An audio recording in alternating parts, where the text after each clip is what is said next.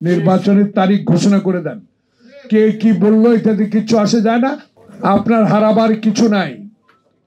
আপনি যেটুকু পেয়েছেন সেটুকু রক্ষা করার দায়িত্ব শুধু আপনার একা নয়। যাদেরকে আপনি পছন্দ করে এই মানুষদেরকে, নির্যাতিত মানুষদেরকে চালাবার সহযোগিতা করার জন্য শপথ বাক্য পাঠিয়ে আপনার পাশে বসিয়েছেন, তাদের উদ্দেশ্যে আমার স্পষ্ট বক্তব্য, একজন রাজনৈতিক কর্মী হিসাবে, ডিসেম্বর মাসের যোদ্ধা হিসাবে অনুগ্রহ করে কথাবার্তাগুলো সংযম করে বলেন, যেটা মানুষের মনে কোনো দুঃখ আসবে না। এগুলা ছড়িয়ে কোনো লাভ নাই। কথাবার্তা বন্ধ করে দেন। আর বাজার হাসিনার আমলে করেছেন বাংলাদেশকে, ঢাকাকে।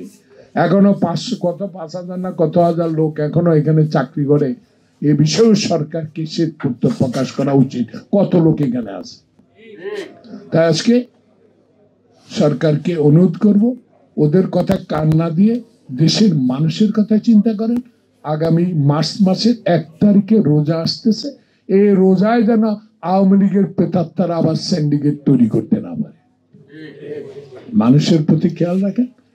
আর একটা নির্বাচন যত সম্ভব তারিখটা ঘোষণা করে দেন, তাহলে মানুষের মনে স্বস্তি আসবে, মানুষের মনে ভরসা আসবে। আপনারা উপদেষ্টা, আপনারা মন্ত্রণালয় চালান, আপনারা বিজেপি চালান, আপনারা কোন পথে 3 মাস পর ওবায়দুল কাদের দেশ ছাড়লো, এটা যদি উপদেষ্টা বলে উনি জানেন না, এটা তো আমি গ্রহণ করতে পারি না। প্রেস সচিব কি বললেন, মাননীয় প্রধান উপদেষ্টা কি বললেন, আমরা উপদেষ্টার কথাই শুনবো। অনুগ্রহ করে রোড ম্যাপ সুনির্দিষ্ট দিয়ে দেন, নির্বাচনের তারিখ ঘোষণা করে দেন। কে কি বললো এটাতে কিছু আসে যায় না। জনপ্রতিনিধিরাই ঠিক করবে কোনটা পুরোপুরি সংস্কার হবে, কোনটা হবে না। তাই আপনাদের দায়িত্ব অপরিসীম। দেখেন চক্রান্ত কিন্তু শুরু হয়ে গেছে। স্বাধীনতার বিজয় দিবস আপনার সমর্থ আল্লাহ পাক দিয়ে দিয়েছে। আপনার ইজ্জত আল্লাহ রক্ষা করেছে। আপনার ইজ্জত বিশ্বব্যাপী, আপনার ইজ্জত আছে বিশ্বের দরবারে। আপনি একজন গুণী ব্যক্তি।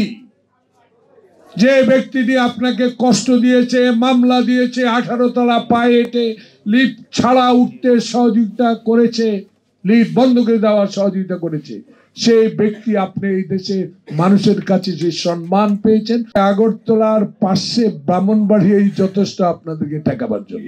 ইস্ট পাকিস্তানের কায়েদে আজমের ছবি মার্কা 500 টাকার নোটগুলো তো লুট করে আপনারাই নিয়েছিলেন।